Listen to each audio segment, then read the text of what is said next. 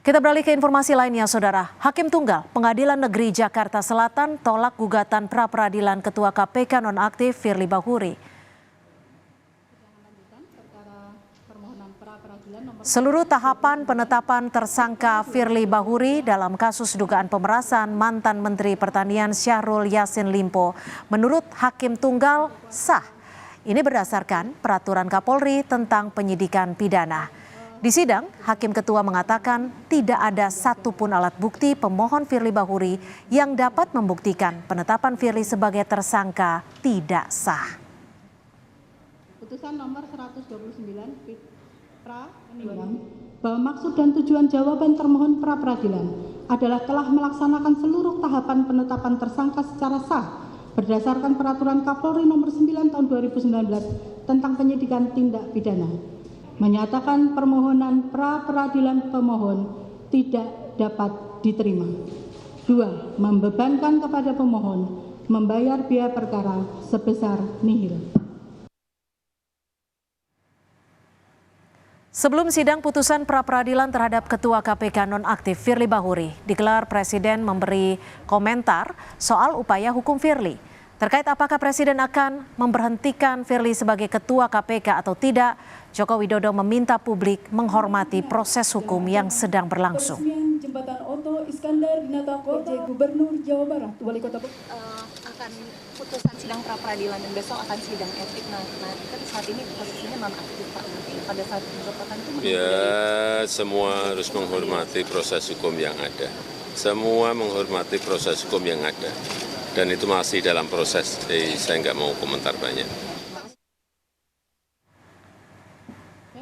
Hakim Tunggal Pengadilan Negeri Jakarta Selatan tolak gugatan pra-peradilan Ketua KPK nonaktif Firly Bahuri.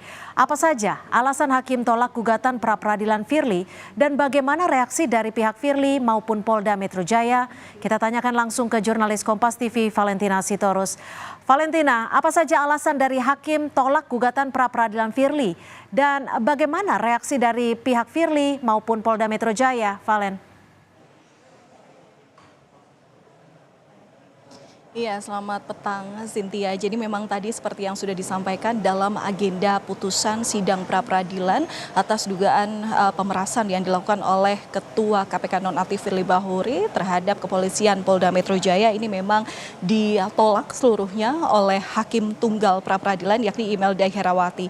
Pertimbangannya adalah bahwa permohonan yang diajukan oleh pemohon dalam hal ini adalah Ketua KPK nonaktif Firly Bahuri dalam sidang pra-peradilan ini disebutkan bahwa dalil atau petitum yang diajukan dalam sidang pra-peradilan ini bersifat kabur, tidak jelas karena mengandung dalil di luar pra-peradilan. Artinya ini pra-peradilan ini kan sebenarnya hanya menyidangkan berkas formil saat penetapan tersangka Firly Bahuri oleh Polda Metro Jaya yang waktu itu memang disebutkan Firly Bahuri bahwa ini tidak sah dan tidak sesuai dengan aturan hukum. Tapi ternyata waktu pengajuannya petitum-petitum yang disampaikan dalam proses pengajuan di Pengadilan Negeri Jakarta Selatan ini dipandang oleh Hakim Tunggal ini campur aduk, tidak semua hal-hal nilai atau poin-poin yang dicantumkan ini bisa disidangkan di dalam tahap pra-peradilan ini.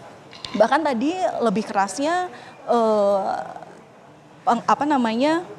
Hakim Tunggal ini juga menyebut bahwa dalil dan petitum ini tidak sinkron dan campur aduk. Kemudian juga permohonan yang diajukan Firly ini tidak sekedar urusan formil saja, padahal yang bisa disidangkan dalam proses pra-peradilan ini hanya putusan-putusan formil yang saat itu memang diajukan oleh pemohon terhadap termohon, dalam hal ini adalah kepolisian Polda Metro Jaya. Kemudian juga yang tadi jadi poin pertimbangan adalah Firly dalam proses persidangan ataupun dalam proses pembuktian pra-peradilan ini tidak menyerahkan bukti yang berkaitan dengan sidang pra-peradilan yang memang dalam prosesnya ini sedang dilakukan. Sehingga memang tadi Hakim Pengadilan Negeri Jakarta Selatan menerima eksepsi termohon, dalam hal ini adalah kepolisian Polda Metro Jaya. Kalau boleh mundur ke belakang terkait dengan eksepsi yang sebelumnya diajukan oleh tim hukum dari Polda Metro Jaya, ini memang bahwa dalam proses pemeriksaan sehingga ditetapkannya sehingga ditetapkannya Firly saat itu sebagai tersangka memang sudah melalui proses yang sesuai dengan Kitab Undang-Undang Hukum Acara Pidana. Artinya proses penyelidikan sudah dilakukan, pemeriksaan saksi, bahkan tadi disebutkan ada 93 saksi yang diperiksa plus 11 saksi ahli yang juga sudah diperiksa, hingga akhirnya ditemukan 2 alat bukti minimum yang kemudian bisa menetapkan Firly Bahuri saat itu menjadi tersangka. Dan untuk informasi selengkapnya terkait dengan putusan pra-peradilan ini, kami tadi juga sempat mewawancarai pihak kuasa hukum dari Polda Metro Jaya, yakni Kombes Putu Putra selaku Kepala Bidang Hukum Polda Metro Jaya. Ada upaya hukum lagi ya untuk melaksanakan putusan pra-peradilan hari ini. Dan kita akan melanjutkan proses penyidikan ke tahap berikutnya yang dimana otoritas tersebut dimiliki oleh penyidik Direktorat Kriminal Khusus Polda Metro Jaya. Iya, Cynthia, sementara itu pasca putusan yang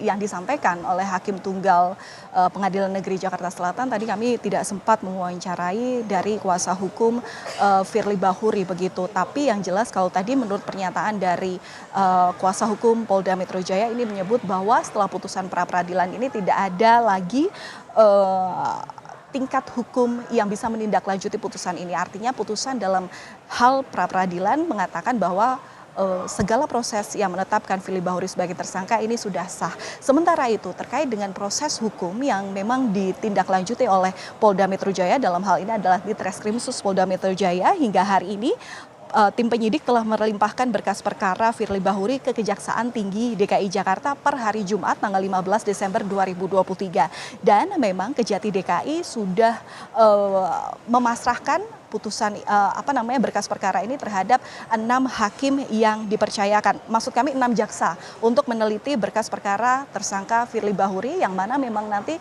keputusannya apakah berkas perkara ini yang sudah diajukan ke Kejati DKI lengkap atau dinyatakan P21, ini tentu menunggu dari putusan Kejati DKI Jakarta. Nah, keputusan hari ini tentu memang menjadi hal yang baik, lantaran memang sebelumnya dalam proses hukum yang diterimakan oleh Firly Bahuri ini juga ada hal-hal lain yang memang harus diikuti prosesnya oleh Firly Bahuri. Antara lain adalah sidang kode etik yang memang sebelumnya memang sudah diputuskan oleh Dewan Pengawas KPK, yang mana memang saat itu Firly menyampaikan tidak akan hadir dalam sidang yang dilakukan oleh Dewas KPK lantaran menunggu hasil sidang dari pra-peradilan. Karena pra-peradilan ini sudah diputuskan dan hakim menolak permohonan dari Firly Bahuri, diharapkan semua hal hukum yang mengenai Firly Bahuri ini bisa dilaksanakan, baik itu pemeriksaan materi perkara ataupun juga pemeriksaan sidang etik yang dilakukan oleh Dewan Pengawas KPK. Cynthia.